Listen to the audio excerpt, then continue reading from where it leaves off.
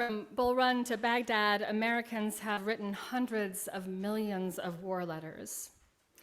These words have been described as forming the pages of our national autobiography, with their eyewitness accounts of major battles and the way they humanize those who fought and died for our country, their personalities, their hopes, their fears, their dreams, their loves. When we encounter their words, we are offered more than a lesson in history. We're offering and getting offered the fullness of their humanity. We learn more about what we have lost. We know that words are a poor substitute for experience, and we know that the letters were censored, both by soldiers who did not want their loved ones at home to worry, and by government.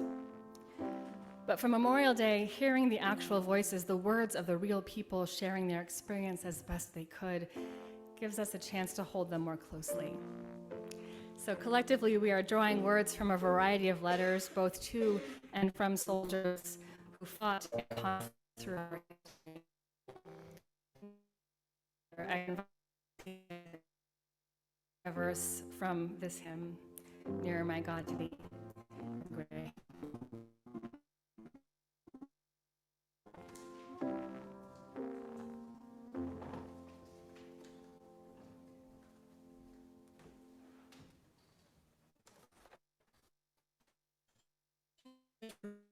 Was informed of the birth of his first child just moments after coming back from a mission on March 22nd, 1944. Overwhelmed with joy, Rary sent the following letter to his wife, Betty Lou, nicknamed June, in Washington. Darling Junie, got back from a mission at 4 this afternoon and came up to the hut for a quick shave before chow, and what did I see the deacon waving at me as I walked up the road to the shack? A small yellow envelope. I thought it was a little early, but I quit breathing completely until the wonderful news was unfolded. A son. Darling Junie, how did you do it? I am so proud of you. I'm beside myself. Oh, you darling. I think that I've had just about the easiest time of it that any father has had. I was just getting down to the really serious part of the floor pacing when, wham! I find that old Julie has done the whole thing without the unnecessary moaning and hollering from the old man. I'm anxious to know all of the details. I wonder what he weighs and all about him. Tell him that he is the proudest, happiest, and luckiest pop in the whole world. Junie, if this letter makes no sense, forget it. I'm sort of delirious. Today, everything is special. This iron hut looks like a castle. The low-hanging overcast outside is the most beautiful kind of blue I've ever seen. I'm a father. I have a son. My darling wife, we had a fine boy, and I'm a king. Thank you, Junie. Thank you. Thank you. This is really living. What a ridiculous and worthless thing a war is in the light of such a wonderful event. That there will be no war for Damon. Oh, my beautiful darling, I love you more and more and more. Sweet dreams, my sweet mother. Love, Rary.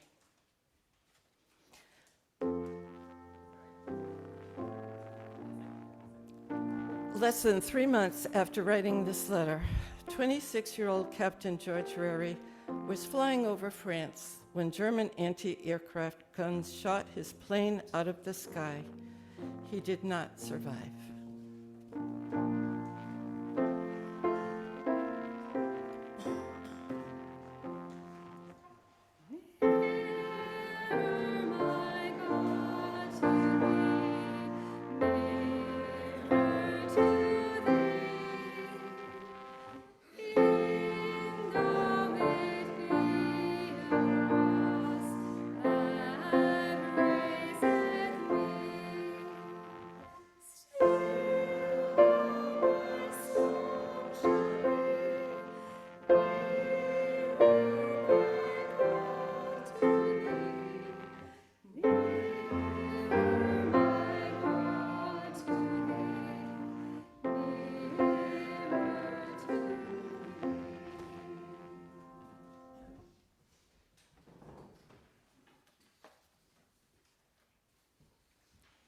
From a letter from Kate Gordon to one, it's not clear which one, of her 3 sons who fought in Europe during World War I.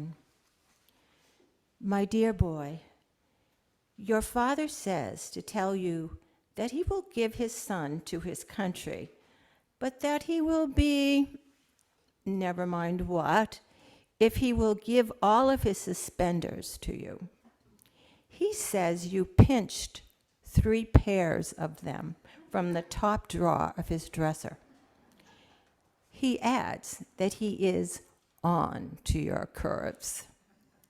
Nora says you were very wise to take them, and she would give you all of hers if she had any. I keep thinking what a different world it will be to mothers when you all come marching home again.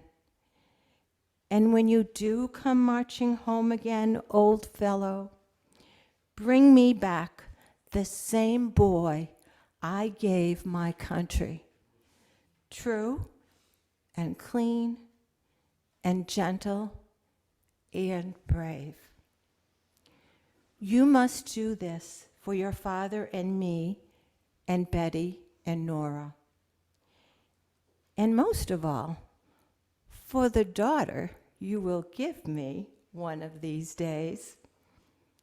Dear, I don't know whether you have even met her yet, but never mind that. Live for her, or if God wills, die for her. But do either with courage, with honor and clean mirth. But I know you will come back to me, Mother. Jimmy, age 18, the youngest of the 3 boys, would be killed in the war. John and Luke would return home to the States in 1919, but Luke would die 3 years later from medical complications resulting from a mustard gas attack in October 1918.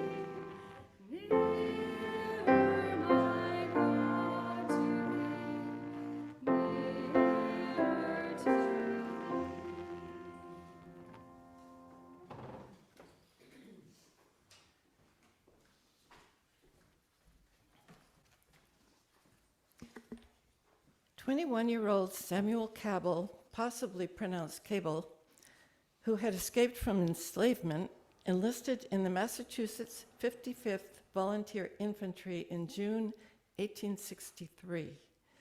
Soon after, Cabell sent the following letter to his wife back in Missouri. Dear wife, I have enlisted in the Army. I am now in the state of Massachusetts, but before this letter reaches you, I will be in North Carolina, and though great is the present national difficulties, yet I look forward to a brighter day when I shall have the opportunity of seeing you in the full enjoyment of freedom. I would like to know if you are still in slavery.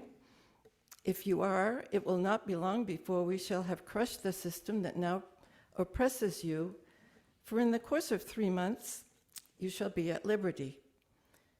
Great is the outpouring of the colored people that is now rallying with the hearts of lions against the very curse that has separated you and me. Yet we shall meet again. And oh, what happy time that will be when this ungodly rebellion shall be put down and the curse of our land is trampled under our feet. I am a soldier endeavoring to strike at the rebellion that so long has kept us in chains. Write to me just as soon as you get this letter. Tell me if you are in the same cabin where you used to live. Tell Eliza I send her my best respects and love. Ike and Sully likewise. I would send you some money, but I know it is impossible for you to get it. I would like to see little Jenkins now, but I know it is impossible at present. So no more, but remain your affectionate husband until death, Samuel Cabell.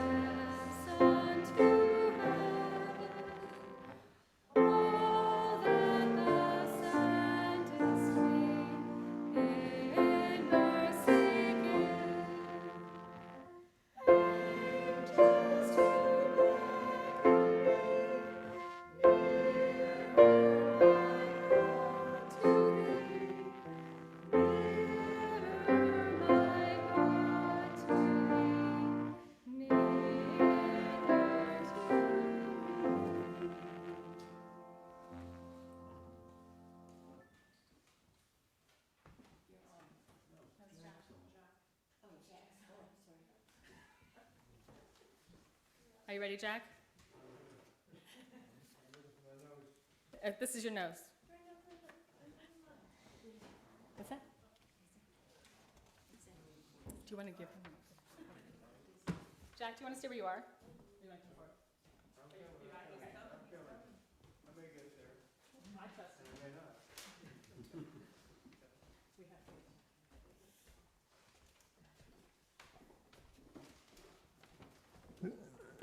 This is a letter from Edward Cole, a Marine officer major who left behind his wife Mary and two sons, Charlie, age 10, and Teddy, age 8, to serve in to serve in France.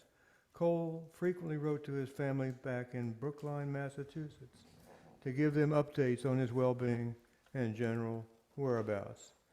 This letter is from April 22nd, 1918. Dear Charlie and Teddy, I have received several very nice letters from you both. What a time you did have with the measles, did you not? Well, the time to have them is when you are young, so you will not catch them when you are older. Prince, this is his horse, is quite well and sends his love to you both. He says that when you get back to the States, he will be very happy to let you ride him, provided that you regularly feed him sugar. When Mother writes me that you are not doing well in your studies, it makes me very unhappy. So if you want to help your old dad, way over here, who is fighting for you, just study hard and do your best in school. The woods here are full of flowers, violets and many other pretty varieties. One could pick a bouquet for the table in a few minutes, but the only bouquet that we have picked for the table is one with dandelions, and those we cooked and ate. Yum, yum, yum bouquet. So now I must close, but I want you both to do something for me. Go to Mother, put both your arms around her neck, and give her a kiss for me. And tell her that although Dad scolds her sometimes in his letters and is pretty much an old grouch, he loves her with all his heart, and the poetry sent to him about the ship sailing over the sea is very beautiful, and she was a darling to send it. Now, boys, be good and take care of the only girl in our family, Dad. Major Cole, Edward Cole, died on June 18, 1918. The United States christened the USS Cole in his memory.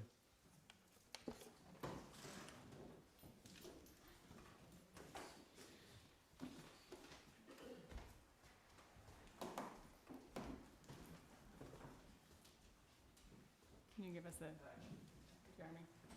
Can you give us? No, yeah.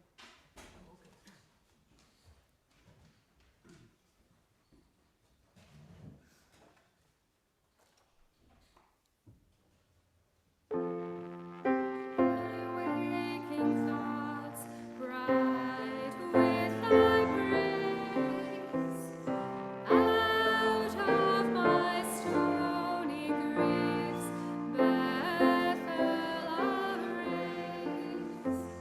So be my woes to thee, nearer my God to thee. Nearer, my God, to thee, nearer to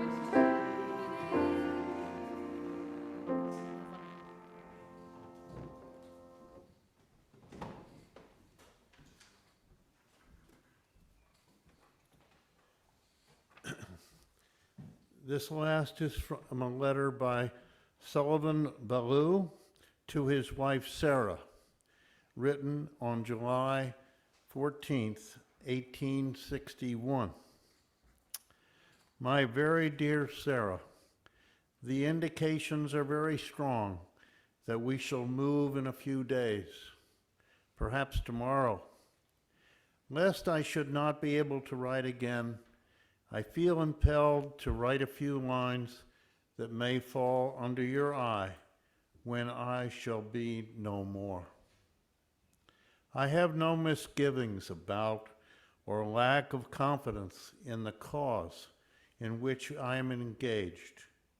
My courage does not halt or falter.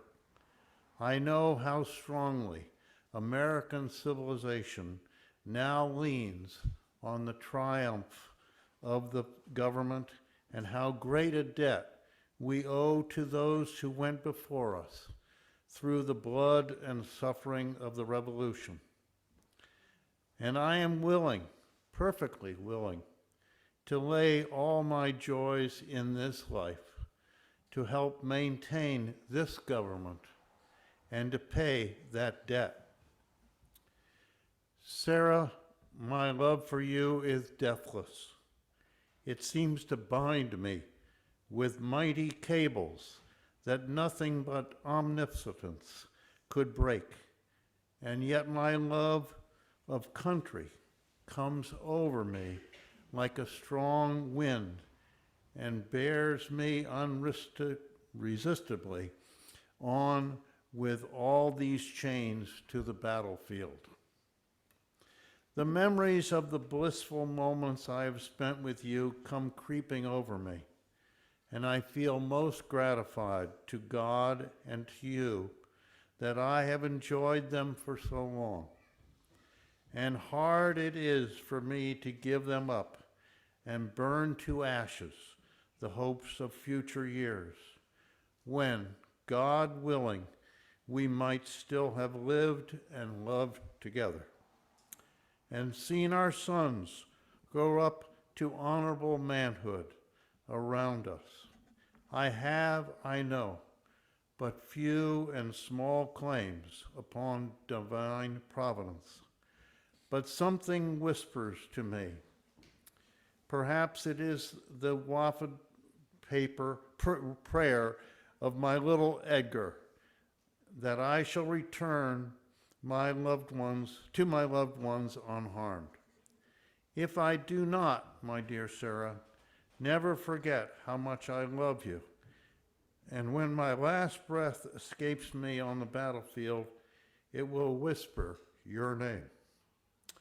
Forgive my many faults and the many pains I have caused you. How thoughtless and foolish I have oftentimes been. How gladly would I wash out with my tears every little spot upon your happiness. But oh, Sarah, if the dead can come back to this earth and flit unseen around those they loved, I shall always be near you in the gladdest days and the darkest nights. Always, always. And if there be a soft breeze on your cheek it shall be my breath. And as the cool air fans your throbbing temple, it shall be my spirit passing by. Sarah, do not mourn me dead. Think I am gone, and wait for thee, for we shall meet again. Sullivan Ballou was killed a week later in the First Battle of Bull Run. July 21st, 1861. He was 32. One last verse. On joyful wing, leaving the sky, sun, moon, and stars forgot, upwards I fly. Still my song shall be nearer, my God, to thee. Nearer, my God, to thee. Nearer to thee.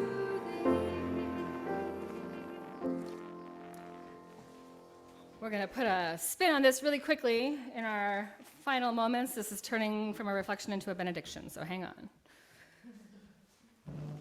The main thing that I would love for you all to take with you as you walk out of the chapel today is a recognition that we are remembering our future, that we do it when we hear the words of the past and how much hope and aspiration there is in them. We would do it if we sang the closing hymn, which we're going to skip, which asks us to lay down our sword and shields, and it does so as an African American spiritual, recognizing that hope for a different world is the gift that we are given when we hear of the world that has been bequeathed to us by these ancestors.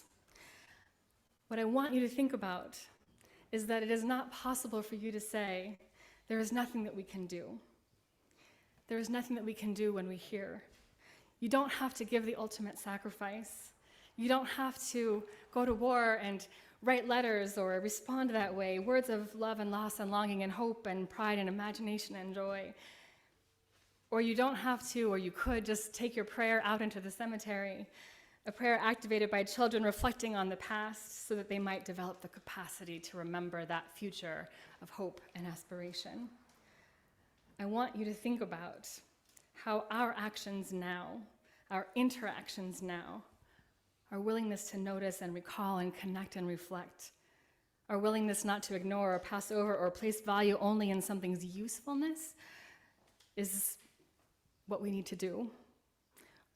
Our actions and our interactions are the best way we have to honor those who have lost. We have lost to the scourge of human conflict and cruelty, and to live out our lives with as much care and devotion as these letter writers lived theirs out, the ones that they were dreaming for themselves. May we know the worth of service, from the ultimate sacrifice of one's life to the simple gesture of mowing someone's lawn after the unfathomable loss. May we know the worth of a life, regardless of how responsive or receptive a person is. May they remind us that every breath is precious, that gentle touch has the capacity for exponential blessing. May we see our prayers as prayers, no matter their form. May we help them to move out into the world that both it and we might be changed. And may both our remembering and our memorializing be active, not passive, marked by our participation in creating the world we wish to inhabit, remembering the future. Amen.